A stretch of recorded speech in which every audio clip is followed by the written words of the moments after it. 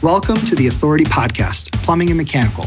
When talking about the built environment, we would do well to remember, we shape our buildings, and afterwards, our buildings shape us. Therefore, on each episode, we'll discuss the latest trends from IAPMO in plumbing and mechanical safety, sustainability, and resiliency. Join me, your host, Christoph Lohr, and together we'll explore the ways we can make our buildings shape us for the better.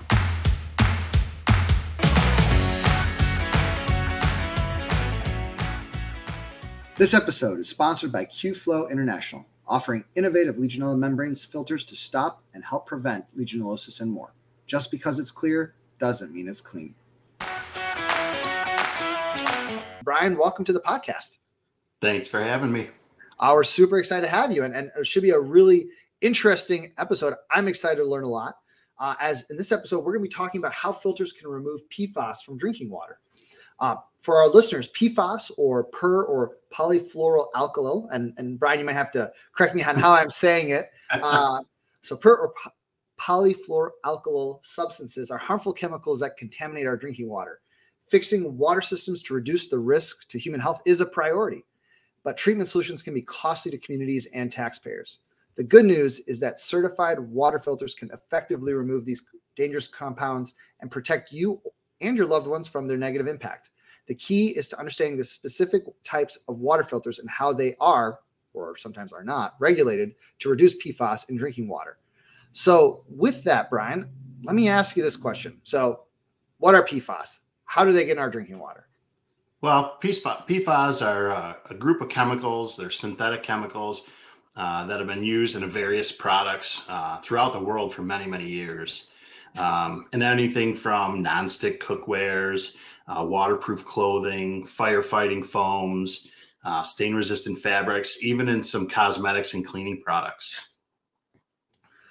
Okay, so and how did they get into our drinking water then? Well, I'm assuming back in the day, but I don't know how it's discharged today. But back in the day, they were typically discharged into rivers or lakes near facilities where they were making products or using products that contained PFAS. So airports, military installations, industrial sites, places like that.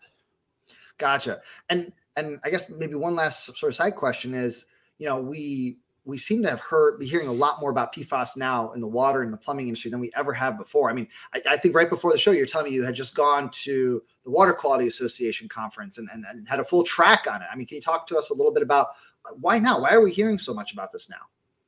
Well, I think it's because there's been a lot of research that's come out to the health effects side of it. And we're seeing that these chemicals that we thought were good chemicals or good products have actually had some very harmful effects on the human body and via consumption.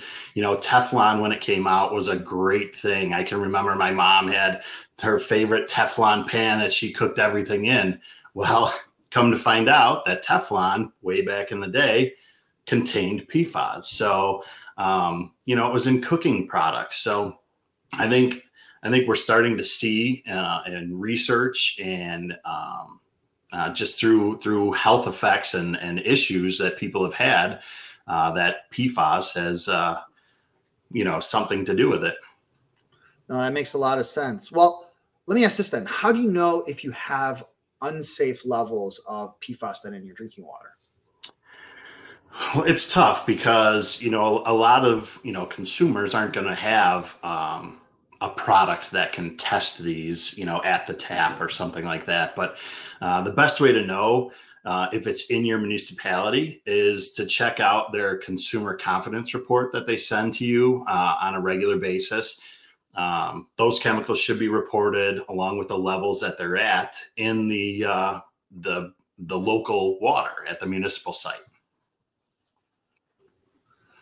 And then how bad is PFAS in the drinking water in the U.S.? I mean, what are the potential long-term health risks associated with exposure to PFAS in our drinking water? Well, it's definitely a concern across the entire U.S. Like I said, we're finding that this stuff has been in so many different products that we've owned and used throughout life. But the U.S. EPA is focusing a ton of time and effort on research and testing and they're coming up with policies and administering policies that reduce the levels allowed in drinking water. Some of the health effects have been high levels of cholesterol, high blood pressure. It causes birth defects, weakened child immunity. It's also been linked to kidney, liver, and pancreatic cancer. So it's definitely something that it's got some small effects, like cholesterol levels aren't that crazy. High blood pressure is not going to kill you, but when you start to talk about these cancers and child immunity being weakened and stuff like that, obviously it raises some serious health concerns. That makes a lot of sense.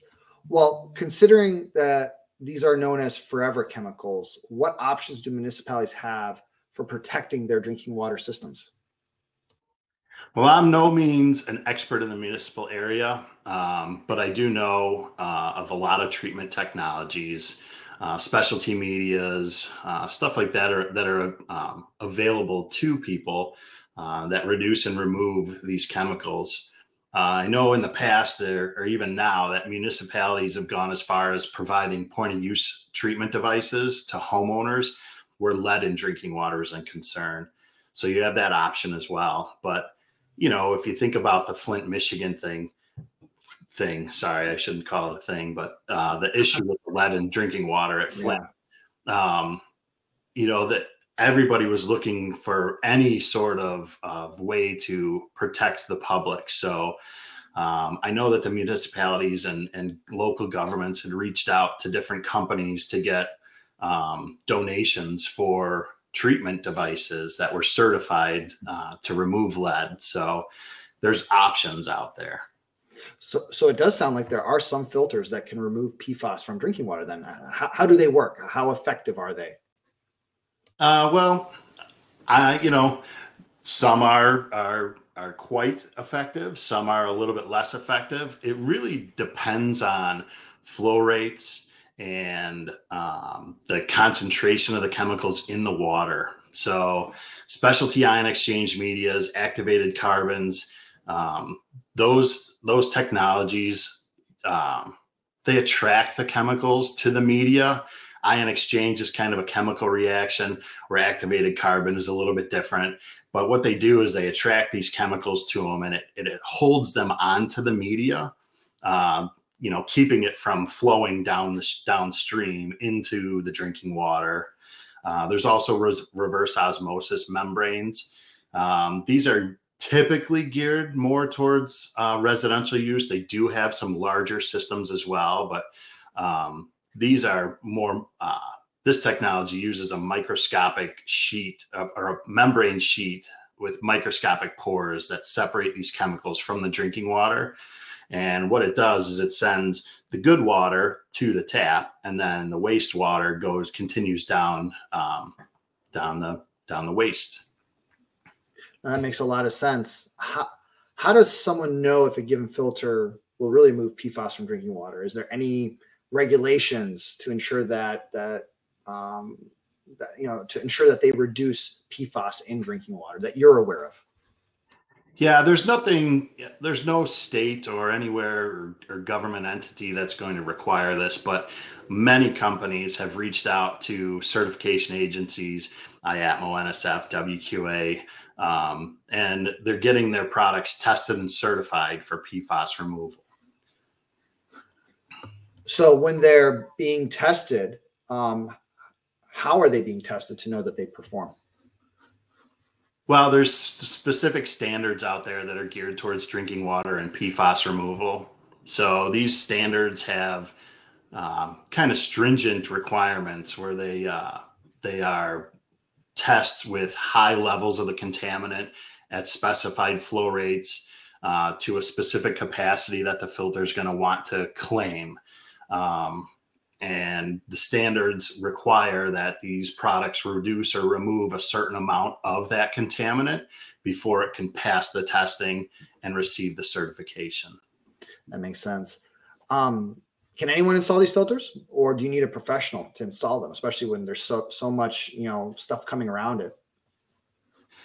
Most of the residential filtration systems, you can, with a little plumbing knowledge or an avid DIYer, should have no problem with it. However, there are some states and counties that do require products that are attached to the drinking water or your plumbing system in your house, that they are installed by a professional. That's good to know. So it's definitely something for our listeners, depending on what state they're in, to be aware of. What about ongoing maintenance? Once you install them, how do you know that if you're still protected or not? These products have, if they're tested and certified and they have a capacity and a flow rate, these manufacturers with the certification are also required to have what's called a performance data sheet or some kind of a label or marking on the product or in the manual that says this product reduces or removes said chemical to a certain point, and after then you should replace it. So I always say, look at the manufacturer's recommended maintenance schedule, replace the filters as stated in the manual. They do have a capacity. You should not go past that capacity because then the efficacy of the filter does drop. That makes a lot of sense. Okay, so I'm assuming there's some costs associated with all of this, right? Install and testing and producing these filters. Is there anything that can be done then in underserved areas where there's poor water quality and there might be populations there that can't afford to install filtration systems? Is there any option to help them short of some really massive infrastructure investment? Well, obviously, if purchasing a certified product is not an affordable option, you can always reach out to local governmental agencies, see if there's grants or programs or anything that they have in place for the consumers to help get them what they need. And then how do people safely dispose of the filtered wastewater? Well, the good news is for consumers that typically the treatment technologies, by the time you're getting this stuff at the tap, it's holding on to these chemicals. So the waste line and the water that's going that you're flushing or removing will be at or even lower than the level it was coming into the house. I do know, like you said, I was at the WQA show. I know there's been discussions on how municipalities should be disposing of these exhausted medias. Mm-hmm. And that is a concern. I do not know if there's been a solution that's been decided on yet to date, but I know that there are some studies going on and there's a lot of discussions with manufacturers, the US EPA, local governments. I know there's a New Jersey project going on right now where one of the manufacturers is working closely with local municipalities out in New Jersey to really figure this stuff out.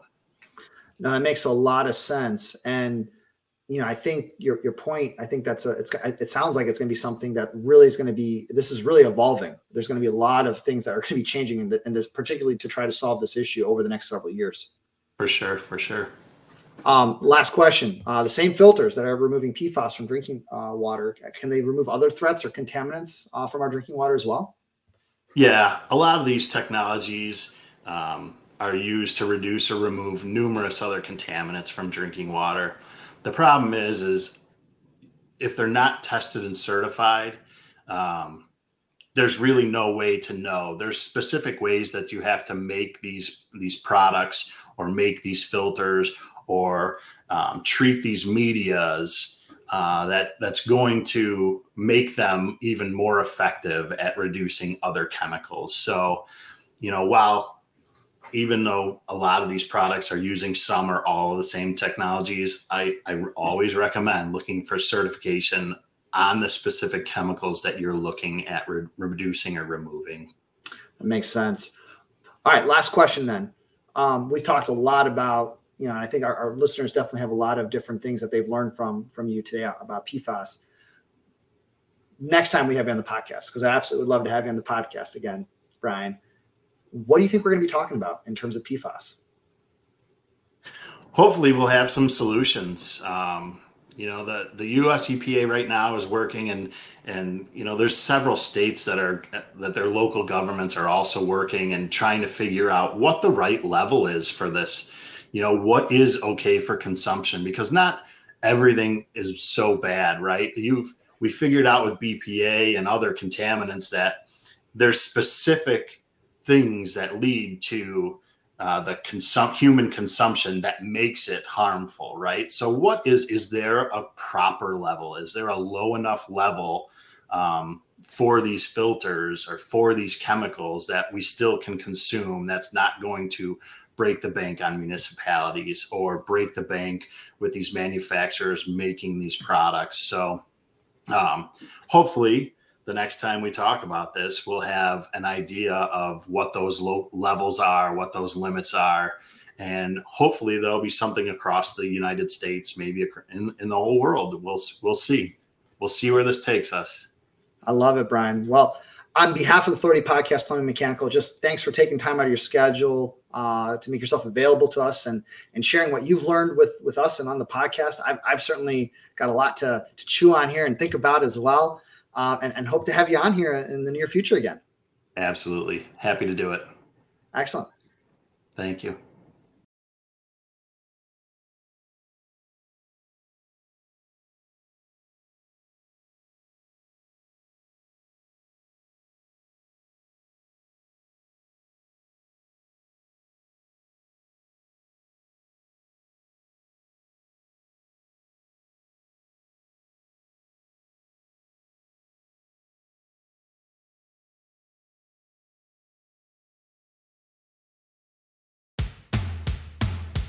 Thanks for joining us on this week's episode of the Authority Podcast, Plumbing and Mechanical. Love this episode of the podcast? Head over to iTunes to subscribe, rate, and leave a review. Please follow us on Twitter @AuthorityPM, on Instagram @TheAuthorityPodcast, or email us at iapmo@iapmo.org. Join us next time for another episode of the Authority Podcast, Plumbing and Mechanical. In the meantime, let's work together to make our buildings more resilient and shape us for the better.